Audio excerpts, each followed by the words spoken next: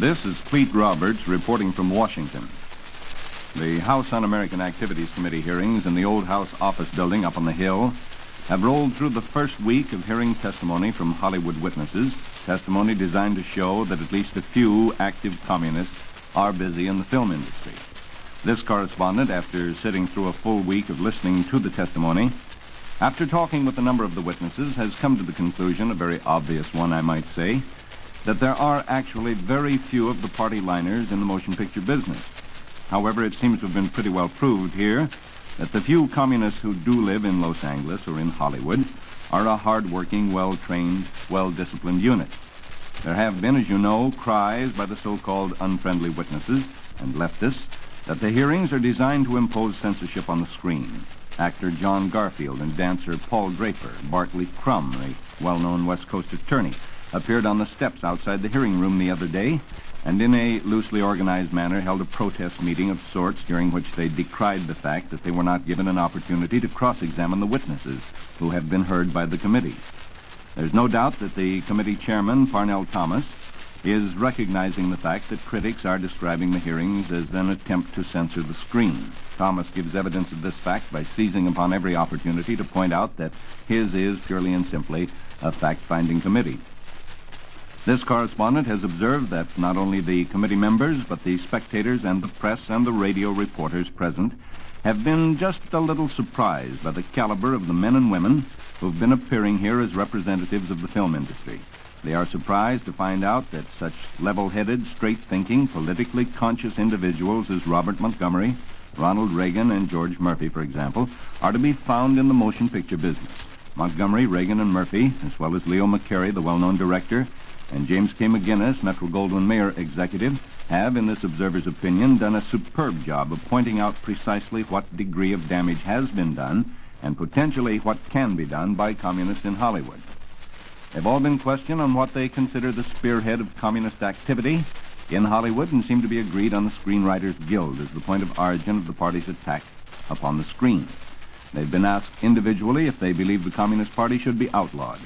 It seems to this observer that most of them study that question very carefully before answering. All are genuinely interested in preserving the civil liberties. All are interested in the Bill of Rights, in defending it. All, it seems to me, answer the question this way. If the government can prove that the Communist Party is not a political party, but is, in fact, an agent of a foreign power, a subversive group, then it should be outlawed.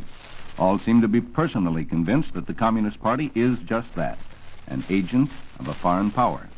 This observer has been most favorably impressed with the thinking demonstrated by the majority of witnesses heard during the first week of hearings. Most of the witnesses, with one or two notable exceptions, have proven themselves to be quite the opposite of what their critics have called them. They are not reactionaries, they are not fascists, they are, I believe, honest, sincere Americans interested in the welfare of their country. They have, to a man, publicly stated their faith in the American people. They appear to be honestly convinced that the hearings now being held by the House Un-American Activities Committee will help bring to all Americans an awareness of the danger to American democracy inherent in communism, and further, the degree of communist activity in just one phase of American industry, the film industry, which is, incidentally, the fourth largest business in the United States.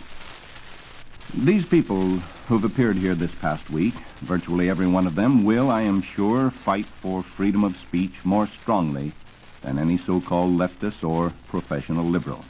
They all realize, they've said as much in one way or another, that a law cannot overcome a thought. Next week, of course, we shall hear the other side of the story of communism in Hollywood.